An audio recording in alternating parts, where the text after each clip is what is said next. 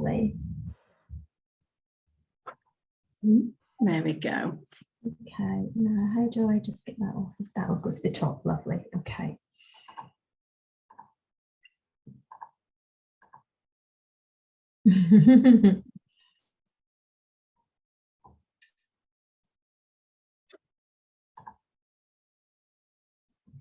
That's better. Okay. So good evening. Sorry about the technical hitch there, but we're up and running. My name's Fiona Kukovic and I work for Medell, and thank you to Microtia UK for asking us along this evening.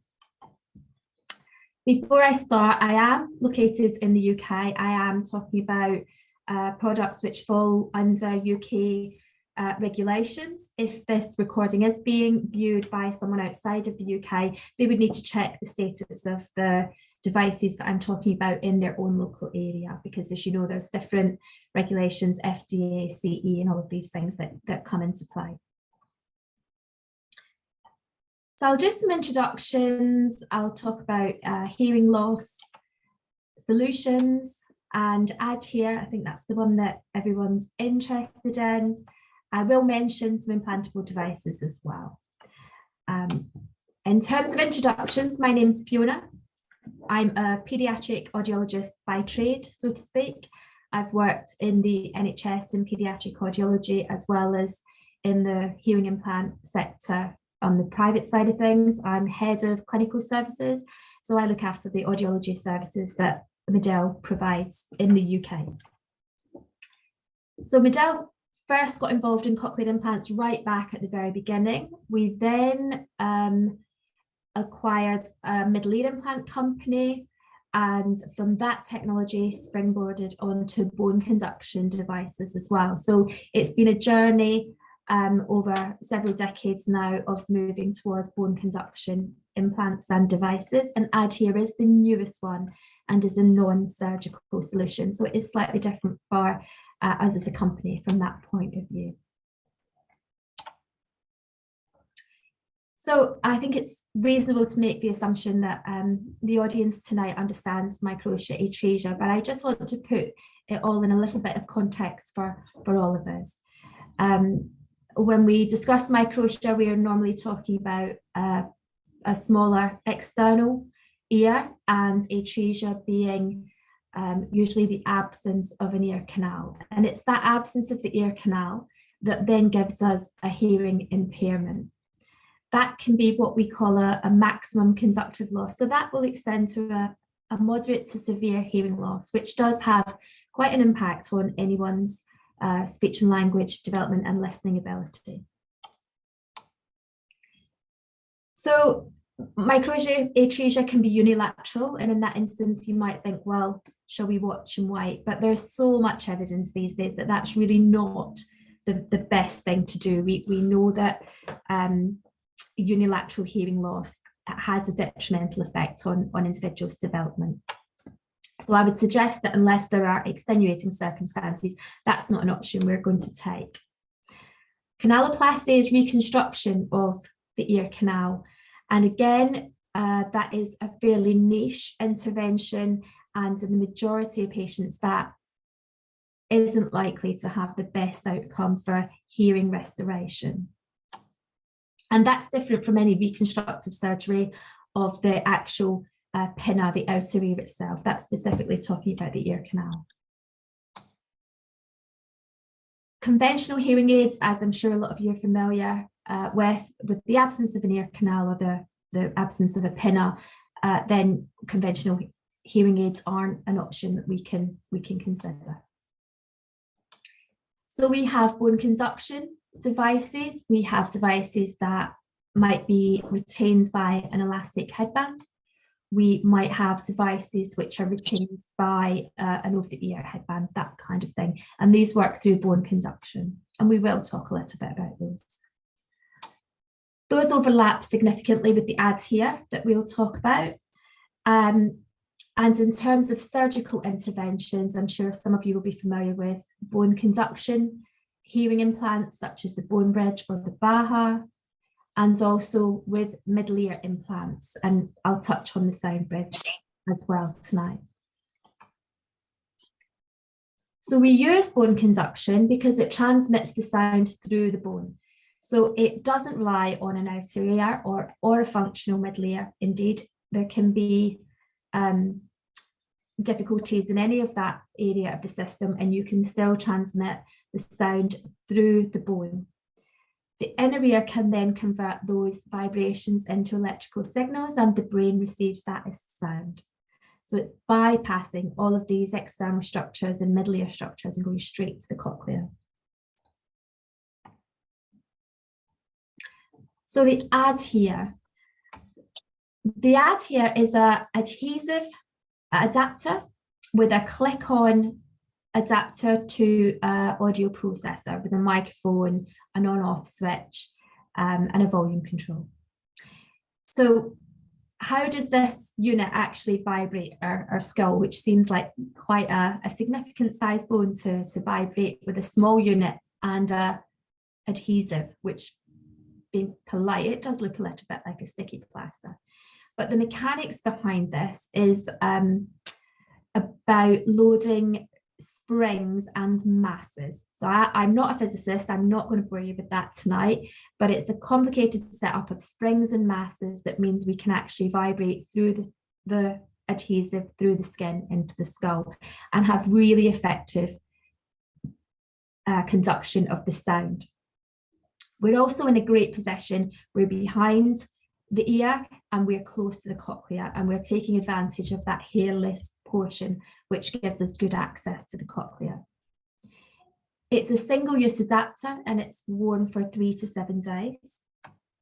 It's really easy to click on and off and really comfortable for the user. Again, I haven't got time tonight to go into the evidence base of outcomes. If anyone's particularly interested in those, we can share with you a white paper that's on our website that will go through those for you. So you don't have any pressure on the skin, and that translates to people wearing it for longer. It is quite neat and tidy in comparison to some of the alternatives. And that adhesive adapter gives you a consistent placement. We find that with headbands and these kind of things, with the best will in the world, you don't always get the consistent placement. And if you do get the consistent placement, then the pressure can result in discomfort. I realize there's lots of lovely headbands on Etsy and these places, but you need to be aware that if you're using a headband solution, it's the pressure that affects the transmission across the skin. So just be really careful that you're getting the same pressure from something cosmetic that you might purchase as you do from the headband that you're issued with from the clinic, because it does need to be in the right position for that to work effectively. And as I said, we've got really nice evidence base that the position and the consistency of the position gives us really good outcomes, really good hearing levels in comparison to elastic headband solutions. So in terms of bone conduction implants, we're then going a step up in complexity, a step up in invasiveness, so to speak, but you are getting a audio processor on the outside and an implant under the skin.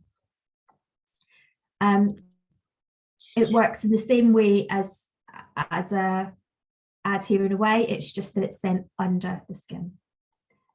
And there are different devices. I'll talk about the bone bridge, which is the Medel solution, but there are other solutions by other manufacturers available. What bone conduction does is it stimulates across the skull, so it's not ear specific. Both cochleas, assuming they are functioning, will pick up bone conduction stimulation. With a middle ear implant, you're going straight to that individual cochlea. So the difference with a middle ear implant and a bone conduction implant is that it is ear specific. Now you do need something to attach a middle ear implant to. So the surgeon will scan and will look at how the middle ear is affected and whether there are vibratory structures that he can attach something to. It's common now to attach it to the head of the stapes if that's present, or failing that, the surgeon can go all the way to the round window, which is the kind of one of the ways that we access the cochlea. And that's what you see on the right hand side of that image. So the middle ear implant is ear specific, but slightly higher level of complexity to then position the floating mass transducer, the bit that does the vibrating, so much closer to the cochlea. So to sum up, the ADHEAR is non-surgical. There is no lower age limit. So again, in terms of a new diagnosis, it's bone conduction stimulation. You can't over amplify in the same way that you can with a standard hearing aid. So even if you're waiting on your audiological tests and you're not exactly sure what is going on in terms of the underlying hearing, you can't do any harm with the ADHEAR. You can use it to start stimulating the cochlea as soon as you really are happy to pop it on, which can be in the early months of life. With your bone conduction and your middle ear implant, you have obviously a surgical intervention and then a regulatory possession where 5 years is the sort of standard age for that, but it's not uncommon to go slightly below that with these solutions as well. The bone conduction implants and the middle ear implants, you can get more amplification from, so they are suitable if you've got cochlear involvement with your hearing loss. Whereas the ADHEAR won't compensate for any sensory components of the hearing loss. So what I'd like to do now is to ask Alison if she can play William's story, because it's all very well me talking about all these different things, but Will has an ADHEAR. He's had it for 5 years. And if Alison would like to share her screen, we can just round off before questions by hearing from Will. If we've got time to do that, is that still okay? Yeah, that's absolutely fine. Lovely, thank you. I will stop sharing. There we are.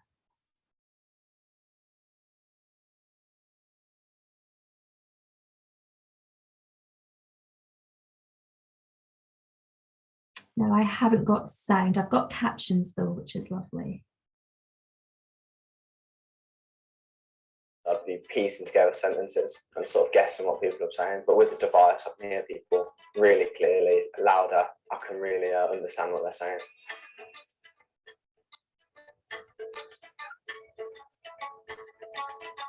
It's just a sticker on the back behind your ear and clips on really easily. Doesn't get in the way at all. If anything, I forget it's there sometimes.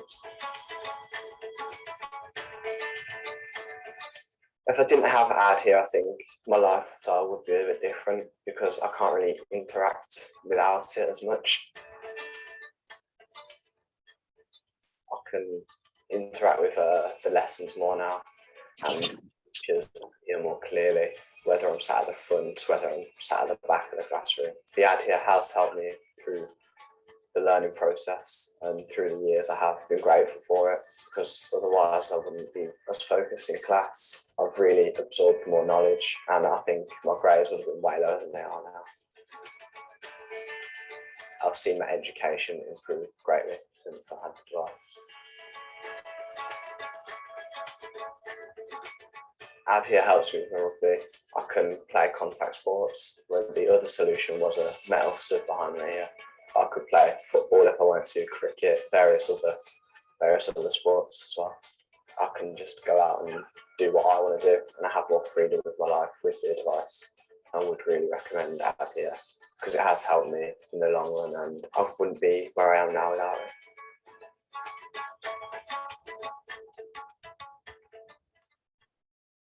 Thank you, Will.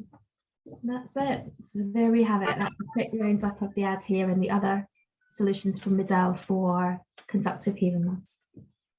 Thank you so much, Fiona. Thanks for that. So if everyone wants to turn their cameras back on, so we're back in the room. I'm just going to share our website link to our Medell page. So there's further information and videos on there as well. So I'll just pop that in the chat box for you. Thank you, Tina. There you go. So yeah, I think the ADHEAR is it's a great non-surgical option. It's an alternative, like I say, to the soft band.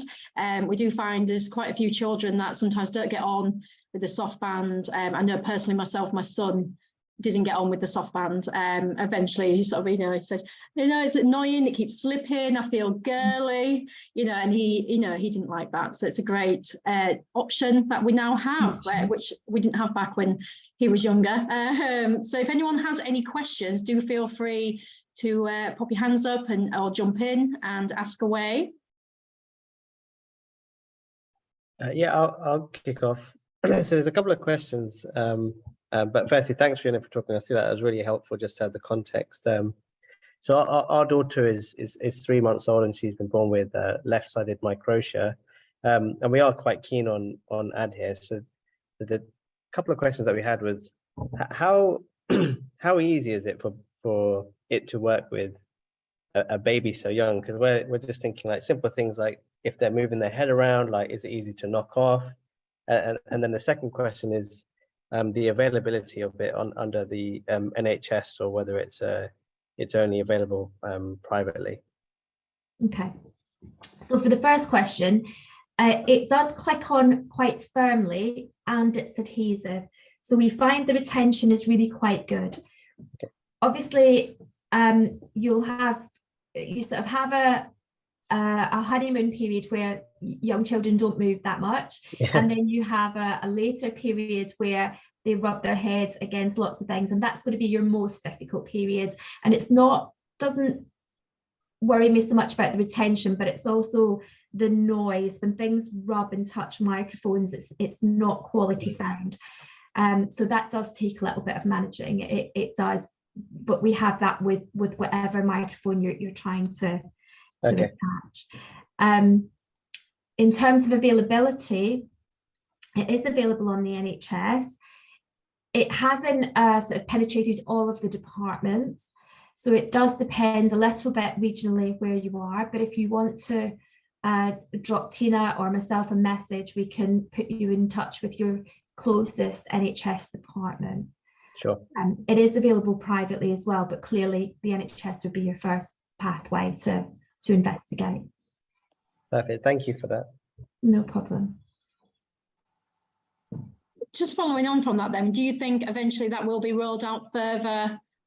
Because that's another thing that we've had charity members before come to us and say, we've been told it's not available. So I've just said maybe, ask for a referral to a department, a hospital that does supply it. So do you think eventually it will be more widespread? Absolutely, it's picking up all the time because it has applications for glue ear and transient hearing loss as well. So it's picking up all the time, and we're seeing the geographical spread really taking off.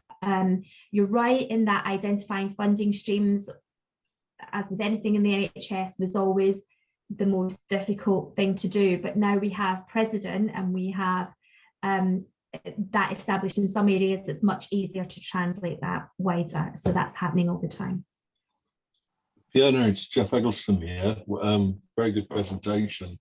Are you able to share those areas that do have funding? Because 3 years ago, I did consider it and it was an absolute nightmare. So unfortunately for you guys, I ended up going through the soundbar because they seem to have everything in place for, not the soundbar, the sound arc, I do apologise. Mm-hmm. They had all the support and everything in for the Centre of Excellence where I live, which is Nottingham. So I think it would be useful if you could share, these are the centres that, we could actually have a more, favourable outlook, which I never had a chance of 3 years ago for myself. I understand that seems like a really good solution to give you a list of the centres, but actually it is so dynamic and it is changing all the time that if you come through our customer support page and you let us know where you are, it may be that, it will be that different hospitals are at different stages. And it might be that a hospital may have a small number of patients or maybe sort of closer than, so the list is quite dynamic, Jeff. So I think if we have that conversation area by area, we can probably be more helpful than just publishing a list which is changing all the time, month to month, and we're getting new areas on board. It's literally that fast. So I guess the bottom line, what you're saying, Dan, sorry, just changing it around, is if you are considered going for it, to actually get hold of you and you can tell what the up-to-date way. I do think that's, I mean, ask in your audiology department, but if you're coming up against a block, come back to us, because we may well be working with management in that area already, and we may well be able to sort of give you an idea of timeframes and things as well. Okay, thank you. What's the kind of sound quality difference between this and like the Baha? Because that's something that we've obviously considered for our 19-month-old now. So we just want to see if there is anything or if there's a trade-off at all. So with the bone anchored hearing aid or an implantable device, you get more amplification. So if you're in the situation where the cochlea is affected and there is a mixed hearing loss, it's not purely conductive, then you may well be advised to go for a hearing implant because you need the extra amplification that you wouldn't get from an ADHEAR. So that there is that to consider. So it's really, in terms of sound quality, about matching the audiogram to the right intervention as well. Does that make sense? Yeah, sorry, I think I may have just misasked the question, but so more against like the actual band that we've currently. Oh, like an elastic band or a sound arc or something like that. So again, we've got some really robust evidence that because of this consistent placement, because of the close contact or the close location to the cochlea, that the sound quality is at least as good, but in the most part better than other solutions where they don't have the adhesion, so the placement is more variable. Sorry, on your wee slide you had it wasn't as effective for mixed hearing loss. So what exactly do you mean by mixed hearing loss? So in a mixed hearing loss, you would have when you have an audiogram, you have what they call air conduction and bone conduction. Is that making sense, Beverly? So very often with Microtia atresia, you will have normal bone conduction, so normal, what I call underlying hearing, which means that once you can bypass the external difficulties, once you get to the cochlea, the hearing is essentially normal.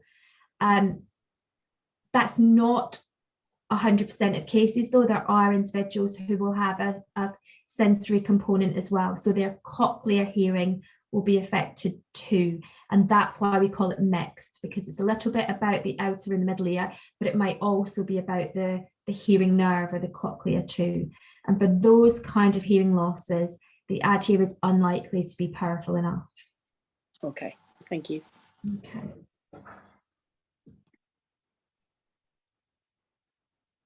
Do we have any other questions?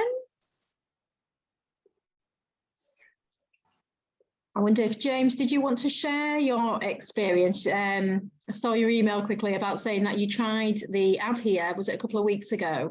How did you find it? James has, I believe, you've always been unaided. Yeah, so I can you hear me? Yes. Yeah, so I've never been aided, so it's, what, 31 years, and I decided after the London event, I tried the ADHEAR and thought, well, that's interesting. So like 6 months later, yeah, I've just had a 2-week trial. Yeah, the sticker was pretty good. It lasted about 5 days. I'm not quite convinced yet on the sound. In noisy environments, it does pick up noisier sound and not necessarily speech, is what I was hoping for, that it would pick up.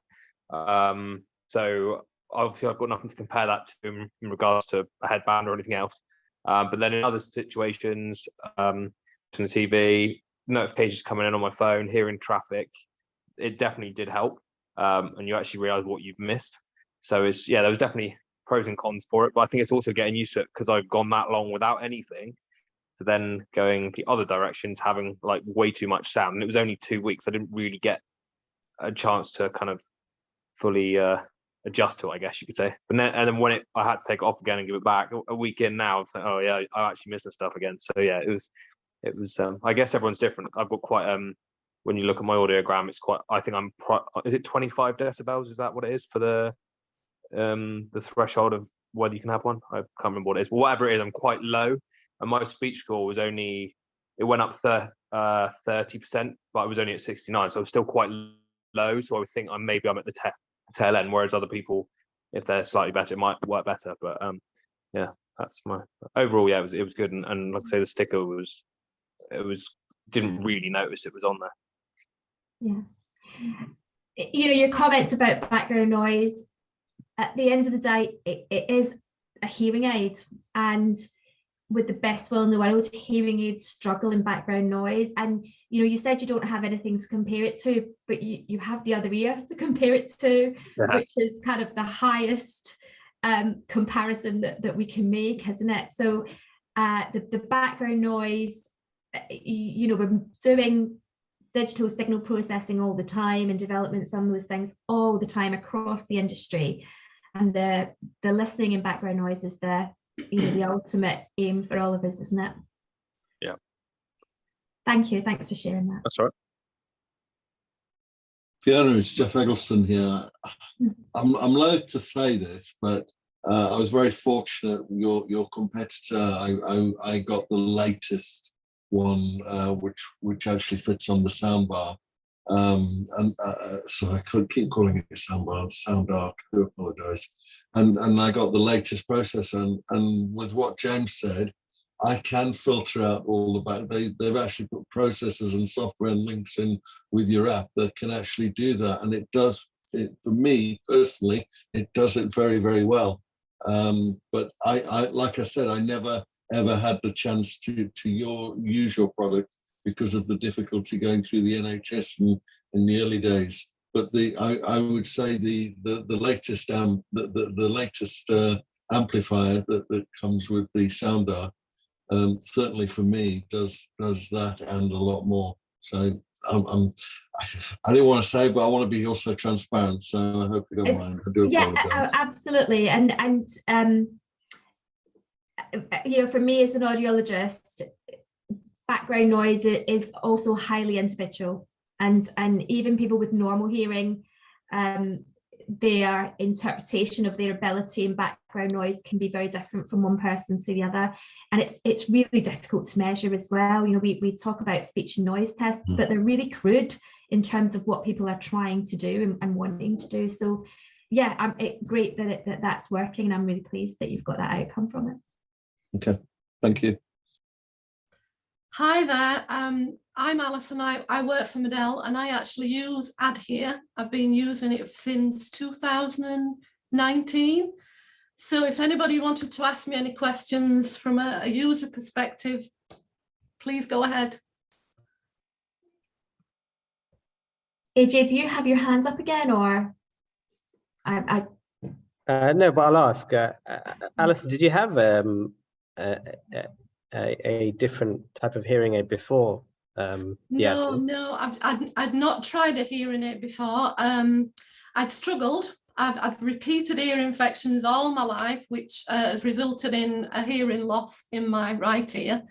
I didn't want to go down to the surgical route at the time, so I tried ADHEAR, and I absolutely love it. I get on with it, put it on in the morning. It's hidden away at the back of the hair, and nobody knows it's there, which is good for me, but I can't deal without it. It really makes a difference. So yeah. Okay, thank you. Thank you. Do we have any other questions? questions? I was going to say any other questions for Alison? Sorry, Tina. No. It's good that we have somebody who has actually, you know, like I said, tried it for a long time. We were speaking before, wasn't we, Alison, about just some feedback if you've got earrings or high collars, you were just saying. Yeah, so if I wear a long dangly earring, it can sometimes touch, or if I wear a high collar, you know, on a jacket. But apart from that, the stickers last me about 7 days, and it clips on really easily. If I've knocked it, which sometimes I forget, and I go to brush my hair, it doesn't come off.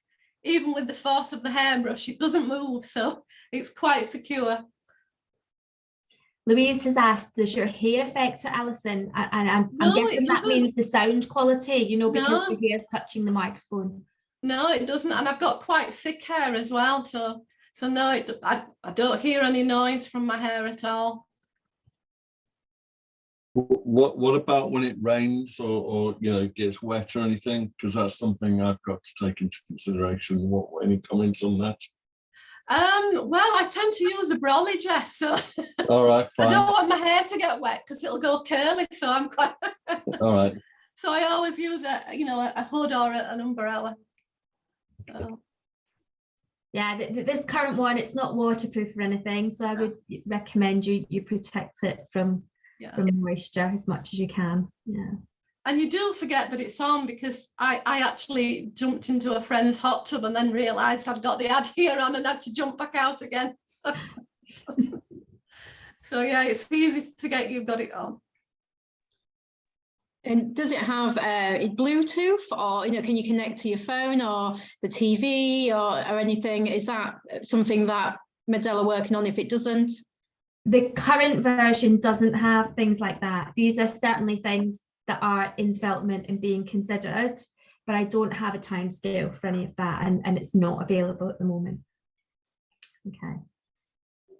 What about other accessories like a mic or anything like that? Because I know that's what we've got at the moment. Okay, like a remote mic that might communicate with it. We don't have a remote mic solution for the current version either. It's no, we haven't got that available at the moment. No, that's cool. Yeah. Is there anything else in development that you're aware of, Fiona, that might be, you know, coming out in the future? So like 3 to 5 years? Well, in 3 to 5 years, I'd expect to see changes in external equipment for all of these systems and the other devices, not just Medela devices. You know, you will see in 3 to 5 years changes in everyone's technology, but it will be external changes I would consider rather than internal changes. Changes to anything internal tend to be much longer in development, and actually I would expect, you know, things like the accessories, the speech and noise, all of these things, all of the manufacturers of all of the devices you might be considering will be demonstrating changes and improvements to those in that type of time frame, and the NHS will be updating their stock and procedures alongside that. So for me, that's never a reason to not do something. You might not choose an ADHEAR, but you choose the intervention that's right for you. But it's never a reason to not do anything, if you understand what I mean. Yeah. Okay, thank you. Fiona, Jeff Eggleston here again. You mentioned that it's available privately as well. In terms of going private, how easy is that, and are you able to give an idea of cost if you were to go private? Oh, I don't have the cost now. The Amplifon hearing aid company do provide it through their stores. So, but I don't. I'm a clinical audiologist. I'm absolutely rubbish with prices. If you drop the office a line, they'll be able to give you. I was just trying to get a feel if anybody wanted to go through that route. From a private point of view, are we talking hundreds, tens of thousands, thousands? A scale of magnitude would be Scale of magnitude would be low thousands. Scale Okay. of that. So I genuinely don't know. I'm not. No, that's fine. but you're talking thousands, not hundreds. But you're talking 1, 2, or 3. Okay, that's helpful enough. That gives a terrible feel answer factor. from a company person. No, sorry to put you on that, but I think it was very helpful. On the one that I use, private at the moment is not an option, so it's quite difficult. Okay. Sorry, Fiona, what was that company you just mentioned? Was that Amplifon? Amplifon. Okay, yeah. thank you. Yeah. I mean, some local ENT consultants will also prescribe it through their private practice, but Amplifon have a contract to supply it on the high street.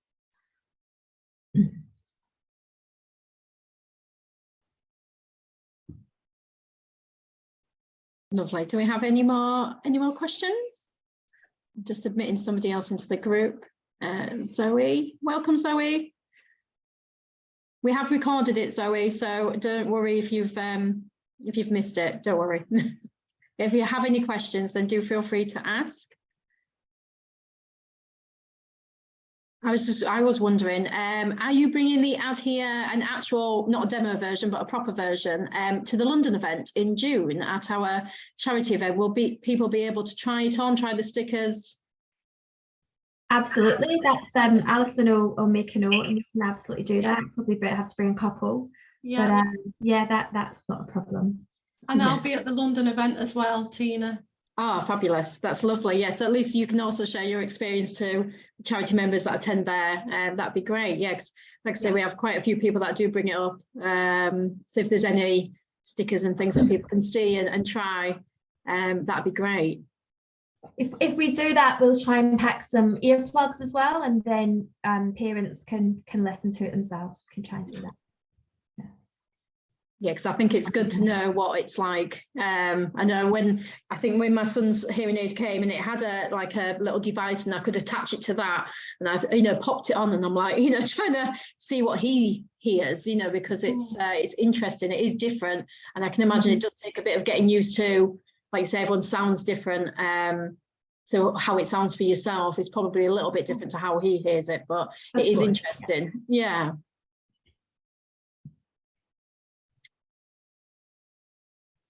Tina, can you just remind me of the date of the London event, please? Yes, let me just double check so I don't get it wrong. It is Sunday, the 11th of June. We've sold about maybe a third of tickets. So you can get your tickets on the website. Do have a look, all the details are on there. We're still finalising a few things and getting the programme together. And once that's sorted, a brochure will be made and emailed out to you as well. But if you have any questions, then obviously do get in touch with me and I'll answer as best as I can. But yeah, we're still tweaking, we're still getting there. But yeah, tickets are available, and we'd love to see as many people as possible, friends, family. You're all welcome. Some people bring the grandparents, because they've never met others with Microtia, that sort of thing. So it's good to bring whoever'd like to come along. Thank you. I intend to be there, by the way. Yes, that'd be lovely, Jeff. It's always good to see you there. Thank you. Sorry, can I just ask, with the BAHA, like on the soft band, if you touch the hearing aid, it kind of vibrates, nearly kind of makes a wee sound. Does it the same with this one as well, or is that just like a universal thing?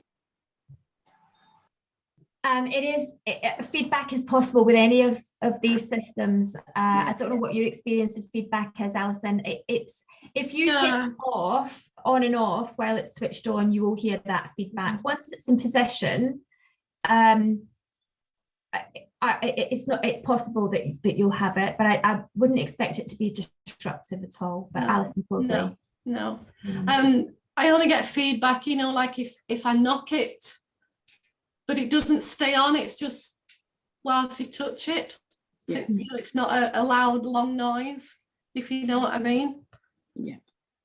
No, that's grand. It's just, that's one thing I think our wee girl, she's 3.5 and she's gone off it completely, the soft band, the hearing aid completely. And I don't think she likes when things touch it either, kind of, so. Okay. Yeah. Olga's asked about bathing and showering. No, Olga, sorry, Olga said she assumes the processor should be taken off, but the sticker will hold. Oh yeah, the processor, it just clicks off and the sticker does hold. Yeah, absolutely. So the water won't affect that at all then? So you can continue, you could have a shower, just maybe dab it dry and continue. We all did it in the office when it came out. I think we all went home with them stuck on for about a week because nobody believed that we could hit shower and everything and it would stay on. So really, I think we all did it, to me, Alison. Yeah. So yeah, I was equally skeptical that it was going to last because I'm a washing my hair every day kind of girl. Like I say, I get about a week out of the stickers. So yeah. It does vary. We say 3 to 7, and it does vary. It varies on skin oils. It varies on activity and everything else. But yeah. So question for you on the skins that you attach them to. Are they provide, if you go through the NHS, do they provide them free of charge, or do you have to go out and buy them? Oh no, the NHS will provide the adhesives as well. That's it. Yeah. And the batteries. Yeah. I see there's a question about the batteries. How long do they last? Again, I get about a week, maybe 9 days out of a battery. But again, that would depend on if you are wearing it, from getting up till going to bed, or if you were just like during the working hours. Mine's on from getting up to going to bed. So about a week. Yeah, and that's pretty representative.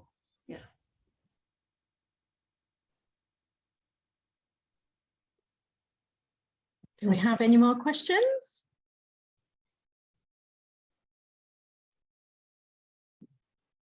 No? Well, Bethan in the chat. Once you find an audiology department, how long roughly does it take to get the device? If they're already in stock, you can click it on straight away. So that I'm afraid that's the postcode regional variation one, but other places will take much longer, unfortunately. But some places have significant numbers on the shelf and can issue them straight away. But it is variable.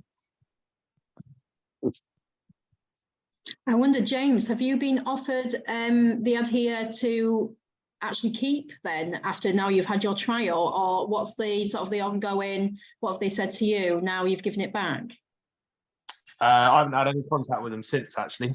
So I went there, I had an initial assessment, went home for a week, and then got called back in and got given one for 2 weeks. Sent that one back 2 weeks ago and I haven't heard anything yet. So I think it's a case of I had the option as to whether that's what I wanted to go ahead with or whether I wanted to trial something else.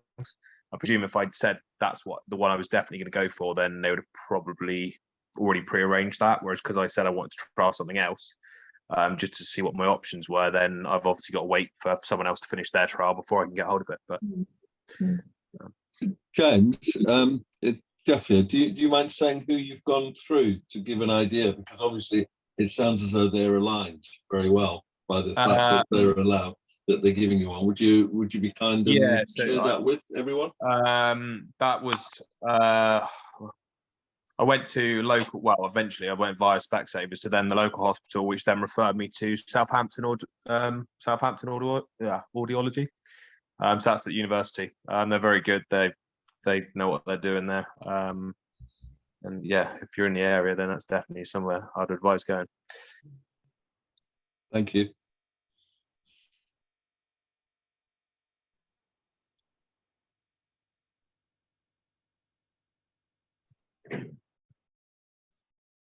Any other questions? Just wondered if anyone has any more.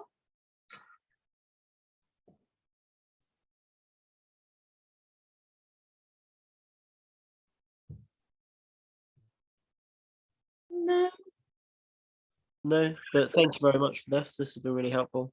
Yeah, no, that's fine. Like I say, if you do come to the London event and if anyone wants to have a look and try them, it's not far away now. June will soon come around, and especially if you can't get hold of one at your local audiologist, then at least you can have a look and see what it's like face to face. If you do have any questions, Chef Fiona, will you mind if anyone gets in touch or same with Alison? Absolutely not. I'll pop. Yeah, no problem. How long roughly There's a does question. Email into the chat. I will say that if it comes to my email, I may just forward it on to your regional, your area person, depending on your geography. So I apologise now if you don't get a personal reply, because if it is an area that I'm not familiar with, I'll send it to the most appropriate person, if that's all right. There's a question in the chat from Bethany. How long does ADHEAR last before the processor needs replacing? Gosh, that's a really good question. You know, we have a repair system. We have relatively slack for repair. Like anything else, in the kind of hearing aid area, usually these things aren't actually repaired. They come back for repair and you get issued a new processor. So in terms of the cycle, that's what I would expect to happen. So I would expect you to not see the like for like replacement if there was any problem with it. And in terms of need replacing because of technical upgrades, again, these things tend to happen maybe between 5, 7, 8 years, where you get a change in technology that might mean the NHS would say, actually, this is the newer technology and we're going to swap it out for you. So it's Jeff here again. It's a comment more than anything else, and it's directed at Rudy. What I would say to you, I forget how many years, it might be 3, it might be longer, but the reason why I got what I got and started down the sound arc was thanks to you guys. You actually put it on my ear, and I'd never experienced anything like it, and it has made a massive difference. And for that, the Microtia event down in London, I think it'll be about my 5th or 4th time I've been, so it'll be 5 years then. But if it wasn't for that experience, I would not have known about them. So, you know, if you're considering it, I would actively encourage you to go and try them on. It started my journey. And by the way, for your information, I when I was 17, I had a lot of reconstruction surgery that went wrong. I had about 70 odd operations, and it's a long story. And if I see you there on the day, I'm happy to explain. But I made a conscious decision, no more surgery, which is the reason why I will not have a BAHA operation. So BAHA operation is not an option for me. It's a non-surgical route, of which this is a very good one and credible to those people who I know that use it. But I just couldn't get one at the time, unfortunately. Listen, I'm an audiologist. You know, there are options and solutions for everybody, and the important thing is that each family and individual finds the right thing for them. So that, Yeah, first and foremost, and I'm an audiologist, so that's the outcome that everybody wants, is the outcome you've got. And coming on the day, thanks to you guys being present, helps them have people have a taster of it. So thank you. That's great. Right, Jeff says it is good to, at the London event, to go around all of the hearing aid tables and just see what is on offer. Things do change all the time and quite quickly, but it is good just to see and get the booklets or any information you can as well, and take it home, have a look and make some decisions. And then, you know, nothing's ever the wrong decision. Some people try things, it's not for them. I know Bethan, she's just had surgery, haven't you, Bethan? And, you know, things didn't work out for her. She's had to change, and that's just how it goes sometimes. But it is worth getting some sort of really good information from everybody. I don't know if Bethan, you want to say anything quickly about your experience recently and how things have been for you? Yeah, it's been interesting. Everything went really well with removing the BAHA, because I'd had it for 9 years and just had continuous infection after infection. First few days was absolutely fine till about day 5, and then the whole thing became infected. But we're finally getting there now. We seem to be on the right path. I've been told at the moment the only option going forward would be ADHEAR. So it's quite interesting with what you've been saying tonight, that actually this could be another alternative that hasn't yet been offered. That's quite interesting to know. It depends very much on your underlying hearing as well, Bethany. If there's anything sensory neural, any cochlear component, then you'll get more gain from ossia than you will from ADHEAR. So that is something, you know, your audiogram is the thing that to bear in mind as well. Yeah. And I'm afraid those cochlear severas, as we get older, we can't always assume that they're completely 100%. Although you know, they say that the cochlear hearing starts to change at 18. So yeah. Oh wow, really? That young? Yeah, but very, very slowly. But absolutely, you peak performance at 18. Wow. Oh gosh. Made me feel old now. Lovely. Have we got any final questions then before we will head off? Oh, hi there. Yeah, go on, Zoe. Hi, yeah, just a quick question. So I've joined late, I completely forgot. I guess this option is non-surgical option of a BAHA then, from what I understand, but I just wondered, I don't know if it's too difficult of a question, but what's kind of the benefits, pros and cons of doing it this way rather than the, you know, the surgery of having the implant, I wonder, or is that just, you know, not really a straightforward question, I suppose? I don't know. I'll try and sum it up that if we are talking about young children, it can be really difficult to work out exactly what the hearing levels are. So the surgical route, you probably want to know exactly what you're dealing with before you commit to the surgery, whereas you can stick this on, amplify and go with young children. You can also do it preschool, which you can't with a BAHA typically, or, you know, you're getting into difficult territory with very young children. It's an ease of use thing for people that don't want a surgery. It really is that simple.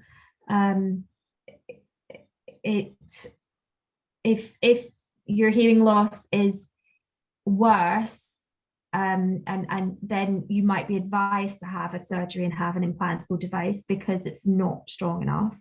But for those within where the audiogram is suitable, then it's simply the ease of use of using something that's not surgical. Okay, I think, yeah, because obviously my daughter's young and she's got kind of, the hearing is, I suppose, good, so it's just yeah, it's obviously something to think about for the future. But so it's more precise then, I guess, the implant, isn't it, rather than a device? More.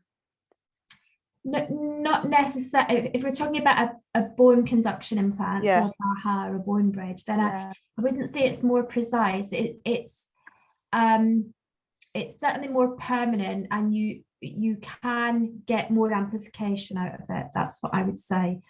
So stronger. Yeah, but again, using something non-surgical can be part of your journey to decide at a later date whether surgery is for you.